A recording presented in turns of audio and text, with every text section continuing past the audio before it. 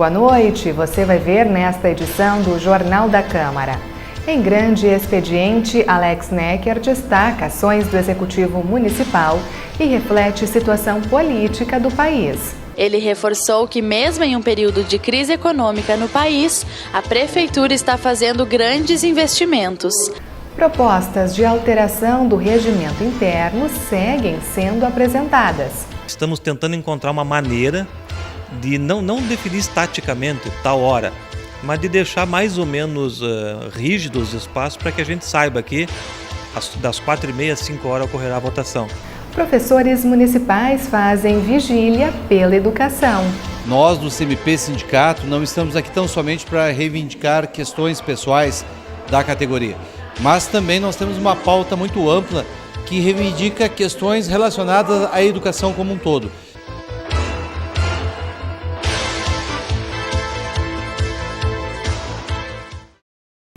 O espaço do grande expediente desta quarta-feira foi ocupado pelo vereador Alex Necker.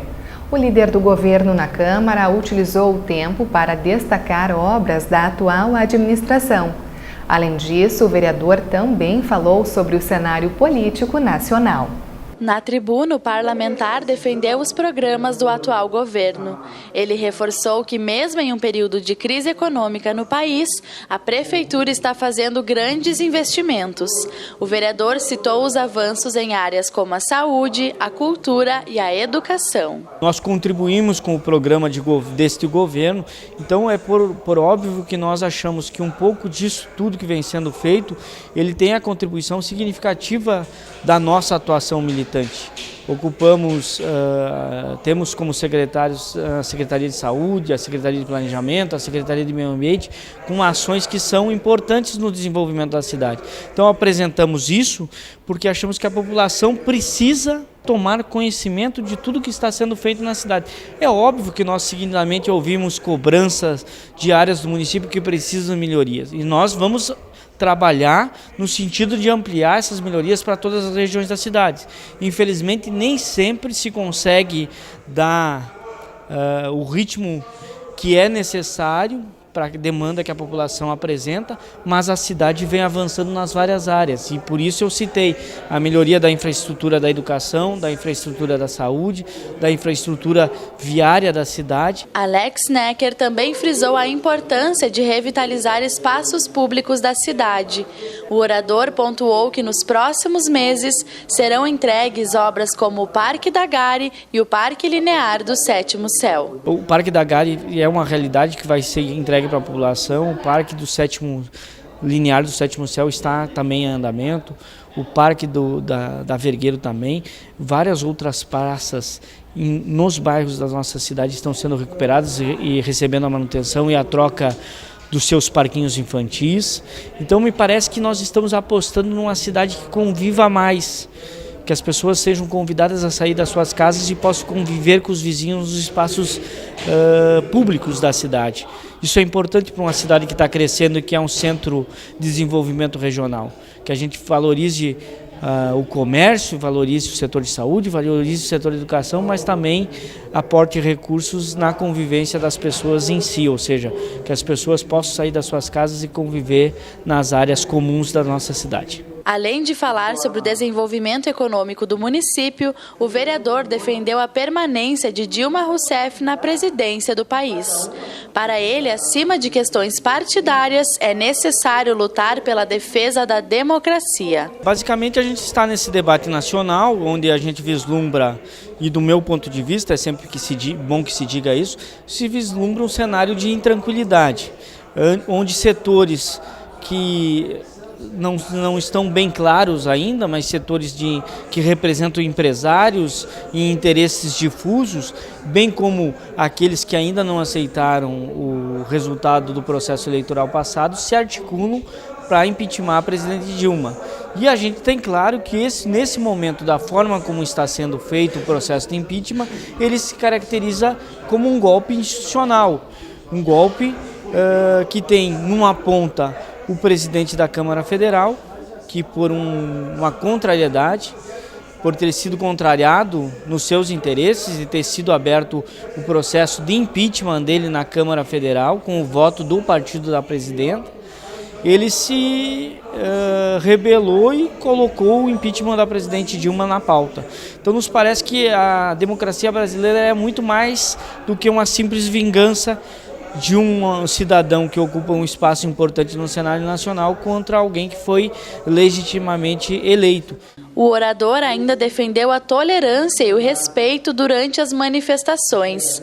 Ele destacou que os debates devem ser contra a corrupção. A primeira manifestação em Passo Fundo, que ela é contra a corrupção. Algumas pessoas que estavam inseridas nessa grande manifestação contra a corrupção pediam o impeachment da presidente Dilma. Nós temos, num segundo momento, as manifestações de apoio à democracia contra o golpe, ou seja, contra esse impeachment sem embasamento jurídico, sem o crime de responsabilidade, por isso ele é golpe. E num terceiro momento, nós vamos ter agora, pelo que eu vi, pelo menos tenho acompanhado as redes sociais, um ato que está chamando um ato em defesa do impeachment da presidente Dilma. Então me parece que ainda não está claro para a população quais são as posições. Eu, por exemplo, vejo em ambas as manifestações, tanto a primeira como a segunda, pela democracia e contra a corrupção, manifestações que são legítimas, que tem de ambos os lados pessoas que não concordam com a corrupção. Aliás, ninguém concorda com a corrupção, todo mundo quer combatê-la. E num segundo momento nós temos esse embate aí de quem acha que o impeachment tem razão legal de ser. Eu sou um daqueles que acha que o impeachment não tem razão, não tem crime de responsabilidade da presidenta.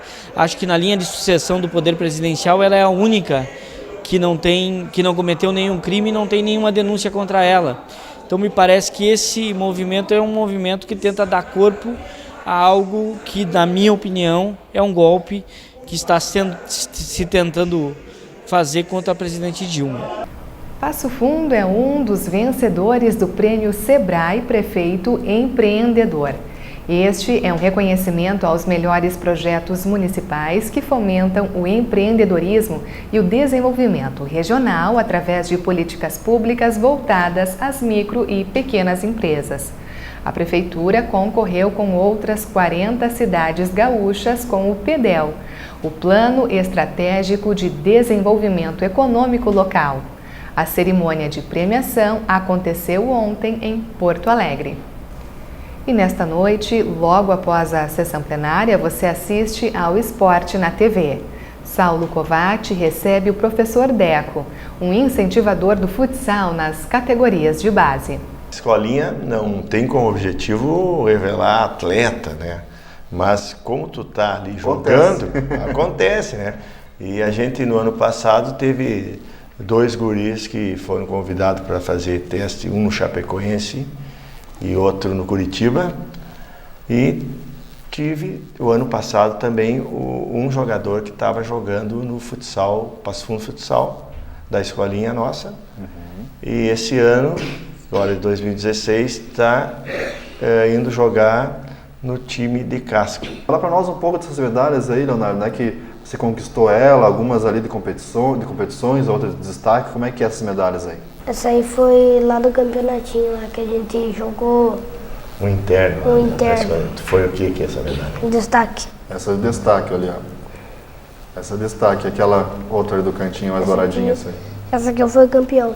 E agora nós vamos para o intervalo e retornamos com outras informações do Legislativo Municipal.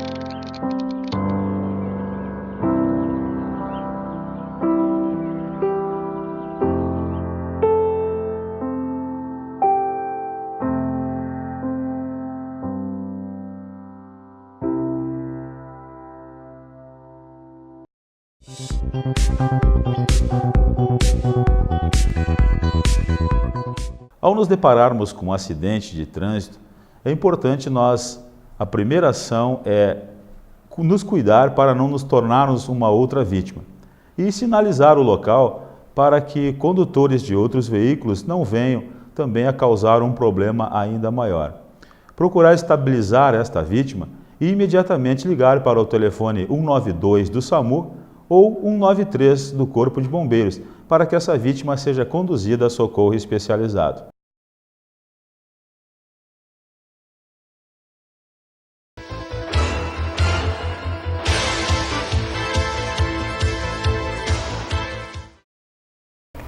O Centro Municipal de Professores está realizando até sexta-feira uma vigília pela educação. O objetivo é chamar a atenção de toda a comunidade para a pauta do magistério. O calendário de atividades foi definido após votação com representantes das escolas municipais. No primeiro dia, os professores realizaram a entrega da pauta ao Executivo, montando acampamento em frente à Prefeitura. Nós estamos aqui desde terça-feira, desde ontem, numa vigília em prol da educação.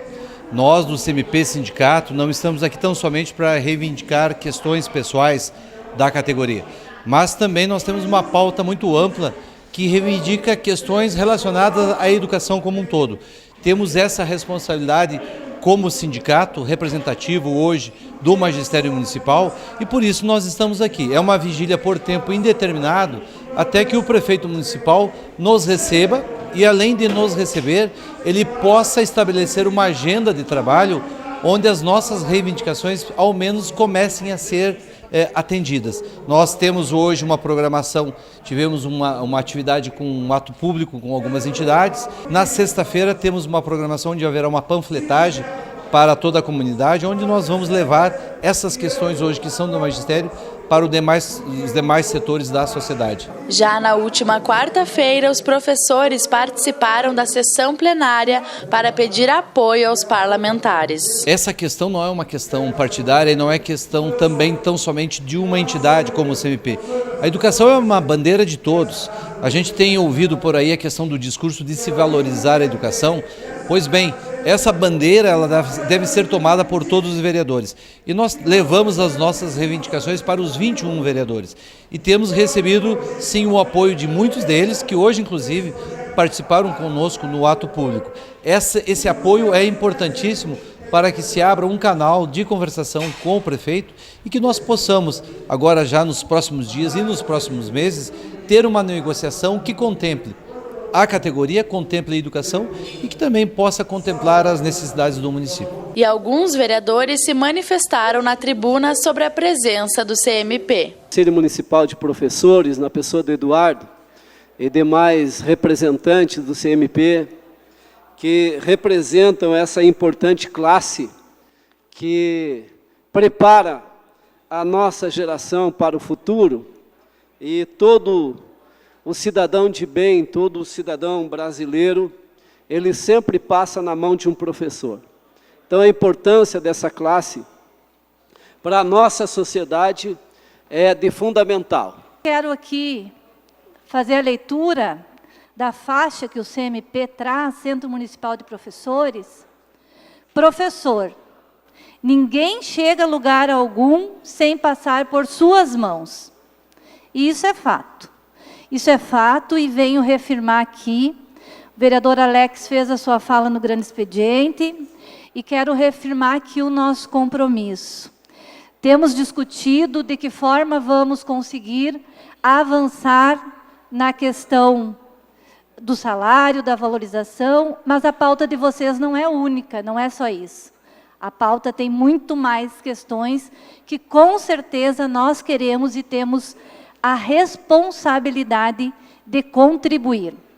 Os professores do Centro Municipal dos Professores dizer que a educação, a saúde, perpassam sim administrações, mas a administração que está hoje aqui fez promessas e foi trazido vídeo, inclusive nesta casa, de promessas da campanha e que nada foi cumprido. Então, essas 7 reivindicações aqui dos professores, ela ainda está no papel, apesar de aqui dizer que o prefeito demonstra uma boa vontade na sua resolução. Eu espero que essa boa vontade não fique para a próxima administração. A comissão especial, criada para analisar e reformular o regimento interno, continua o trabalho no Legislativo. Ao todo, os vereadores já realizaram 18 reuniões. E veja agora o que foi tratado na mais recente. A última grande mudança no regimento aconteceu há mais de 50 anos. Por isso, a atualização é tida como fundamental para facilitar as atividades legislativas. Tem termos ali que não é usado mais, algumas solicitações de documentos datilografados, expressões que não se usa mais no nosso dia. Aumentou, diminuiu o número de vereadores nessa época, aumentou e diminuiu o número de bancadas. Então houve uma evolução no sistema político e o regimento ele ficou preso lá nessa década de 60, 70. Então nós estamos fazendo essa atualização nesse momento e é um trabalho minucioso, nós temos que ir artigo por artigo, de repente chega num artigo, lá tem que voltar para um anterior para fazer bem certinho a engrenagem. Então nós estamos fazendo essas mudanças, adequando e atualizando. Neste momento, o estudo do regimento interno está concentrado na estruturação das sessões plenárias. Uma das ideias é de modificar o artigo 80, que organiza o funcionamento da ordem do dia. As sessões começam às 15 horas e elas têm 3 horas e meia, em média de duração, até às 18h30. E a gente não sabe mais ou menos, tem dias que as votações podem ocorrer às 15h30. E tem dias que elas podem ocorrer às 18h30. Eu acho um prazo muito elástico para alguém que queira participar dessa discussão da votação. Então nós estamos tentando encontrar uma maneira de não definir estaticamente tal hora, mas de deixar mais ou menos rígidos os espaços para que a gente saiba que das 4h30 às 5 horas ocorrerá a votação. E nós podemos convidar as pessoas interessadas dizendo, a votação ocorrerá mais ou menos das 4h30 às 5 horas, não como é hoje. Muitas vezes as pessoas chegam, já aconteceu a votação. Muitas vezes as pessoas chegam e ficam 3 horas e meia aguardando a votação. Então esse é um outro ponto que nós vamos ter que conversar com o colegiado de líderes para nós chegar a um entendimento e que também tenha uma boa aceitação por parte dos vereadores. A reforma na lei deve ser concluída ainda no primeiro semestre. Até lá, outras alterações estão sendo avaliadas e algumas já foram definidas. Mudanças profundas até agora. Acho que o tempo do presidente, que vai passar a ser 1 ano somente, que hoje é 2 anos o presidente da casa. Nós temos que definir, como eu já tinha falado na reunião ali, da maioria absoluta, que deu um problema esses dias de vereadores gestionando para a derrubada de veto, quantos votos teriam que ter para derrubar o veto. Tem uma praxe da casa e tem entendimentos fortes, então nós vamos normatizar a maioria absoluta. Não sei se vai ser 11 ou 12 vereadores, isso o colegiado de líderes vai decidir. Não vai ser a comissão, vai ser o colegiado de líderes, que também é uma inovação dessa comissão. Nós criamos o colegiado de líderes, que já era utilizado de praxe, mas não tinha na lei. Então hoje nós temos a configuração do colégio de líderes, como ele funciona e quando ele é acionado. Então são novidades que estão por vir, que é para deixar o trabalho mais transparente e mais dinâmico do vereador. E estas foram as informações do Jornal da Câmara de hoje. Fique agora com a reapresentação da plenária de quarta-feira. Uma boa noite e até amanhã.